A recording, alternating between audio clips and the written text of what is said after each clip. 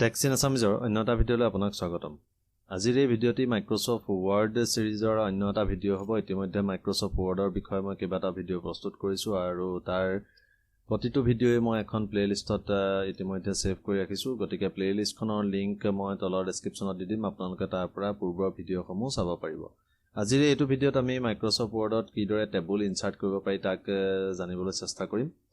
Microsoft ৱৰ্ডত টেবুলক insert কৰাৰ লগতে table formatting, editing আদি সকলোবিলাক কথা দেখুৱাবৰ কাৰণে এটা ভিডিঅ' যথেষ্ট নহয়। এটা ভিডিঅ' যদি মই বনাওঁ তেতিয়াহ'লে যথেষ্ট দীঘল হৈ যাব।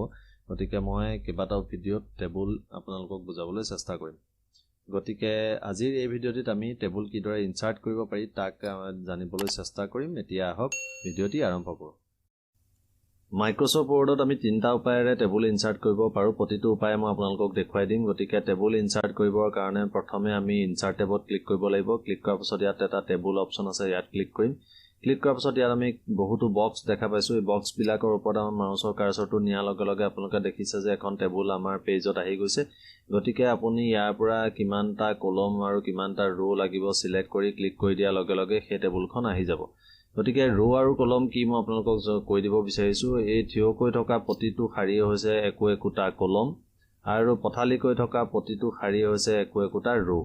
গতিকে নাম্বাৰ অফ ৰ'জ আৰু নাম্বাৰ অফ কলম আমি এই বক্স কেইটাৰ পৰা চিলেক্ট কৰি দিয়াৰ লগে লগে আমাৰ টেবুলখন আহি যাব। দেখা পালে? এতিয়া আমি 2 নম্বৰ উপায়টো কিদৰে টেবুল ইনচাৰ্ট কৰিব পাৰি তাক জানি লওঁ। গতিকে পুনৰ আমি টেবুলত ক্লিক কৰিম। ক্লিক কৰাৰ পাছত ইয়াত ইনচাৰ্ট টেবুল এটা অপশ্যন আছে, ইয়াত ক্লিক কৰিব লাগিব। ক্লিক কৰাৰ লগে লগে এখন সৰু উইণ্ড' আহিছে। উইণ্ড'খনত দেখুৱাইছে টেবুল চাইজ। ইয়াত আমি নাম্বাৰ অফ কলম আৰু নাম্বাৰ অফ ৰ'জ দেখা পাইছোঁ। গতিকে কিমানটা কলম আৰু কিমানটা ৰ' লাগে ইয়াৰ পৰা চিলেক্ট কৰি ল'ব লাগিব। গতিকে কলম মই 5টা ৰাখিছোঁ, ৰ' মই 3টা ৰাখিছোঁ। লগতে অটো ফিট বিহেভিয়াৰ আপুনি নিজৰ ইচ্ছা অনুসৰি এইবিলাক চেঞ্জ কৰিব পাৰে। গতিকে মই ফিক্স কলম উইথ অটো ৰাখি অ'কে ক্লিক কৰিম। গতিকে দেখা পাইছে প্ৰতিটো কলমৰে উইথ মোৰ ফিক্স হয়, কোনো এটা ডাঙৰ কোনো এটা সৰু মোৰ হোৱা নাই। গতিকে এইদৰেও আমি টেবুল ইনচাৰ্ট কৰিব পাৰোঁ।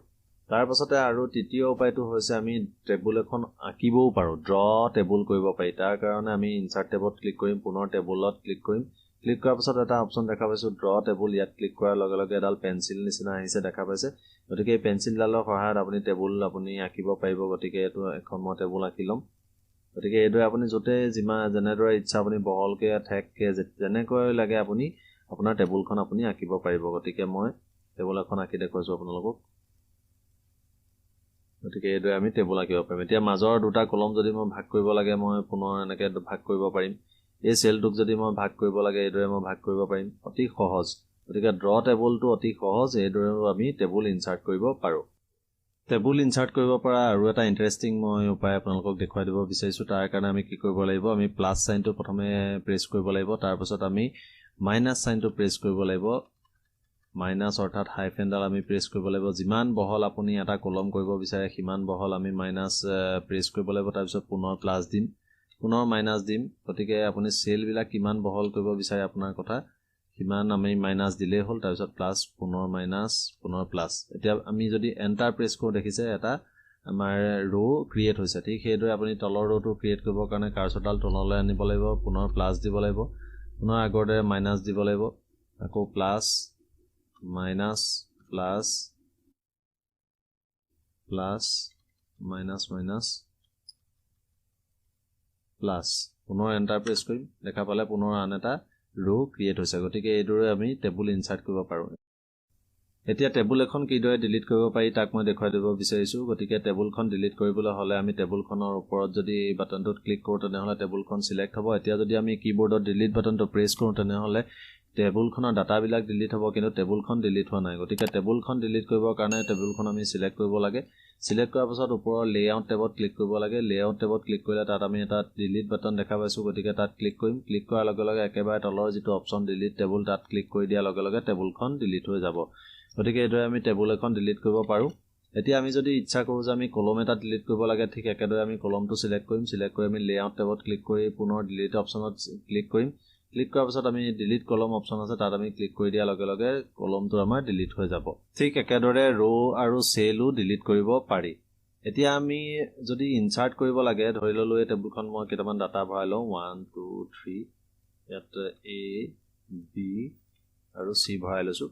এতিয়া ধৰি ললো মই এই 2 কলমটোৰ পিছত এটা নতুন কলম ইনসাৰ্ট কৰিব লাগে তেনেহলে মই 2 কলমটো সিলেক্ট কৰিম পুনৰ লেআউট টেবত ক্লিক কৰিম ক্লিক কৰাৰ পাছত ইয়াতে ইনসাৰ্ট ৰাইট আছে এটা অপচন ইনসাৰ্ট ৰাইট যেহেতু 2 সোঁফালে মোক এটা সেল লাগে 2 আৰু 3 ৰ মাজত লাগে গতিকে ইনসাৰ্ট ৰাইট কৰি দিম গতিকে দেখা পালে নতুন সেল আহিলে ইয়াত মই কিবা এটা লিখি দিও কিবা এটা ইনে লিখি দিছো গতিকে এটা নতুন কলম মোৰ আহিছে গতিকে এইদৰে আমি কলম ইনসাৰ্ট কৰিব পাৰো এতিয়া ধৰি ললো 2 আৰু 34 ৰ মাজত এটা মোৰ কলম ইনসাৰ্ট কৰিব লাগে গতিকে মই 2 যদি সিলেক্ট কৰো তেনেহলে মই ইনসাৰ্ট ৰাইট কৰিম যদি মই 34 টো সিলেক্ট কৰো তেনেহলে ইনসাৰ্ট লেফট কৰিম ঠিক একেদৰে আমি ৰো ইনসাৰ্ট কৰিব পাৰো গতিকে ৰো 1 আৰু a ৰ মাজত যদি এটা নতুন ৰো লাগে তেনেহলে যদিহে মই 1 ৰো টো সিলেক্ট কৰো তেনেহলে ইনসাৰ্ট বিলো ক্লিক কৰিব লাগিব আৰু যদি মই এই ৰো টো সিলেক্ট কৰো তেনেহলে ইনসাৰ্ট এবভ ক্লিক কৰিব লাগিব দেখা পালে নতুন এটা ৰো আহি গৈছে গতিকে এইদৰে আমি টেবুল এখনত নতুনকৈ ৰো বা কলম ইনসাৰ্টও কৰিব পাৰো এইদৰে আমি টেবুল ইনসাৰ্ট কৰিব পাৰো ডিলিট কৰিব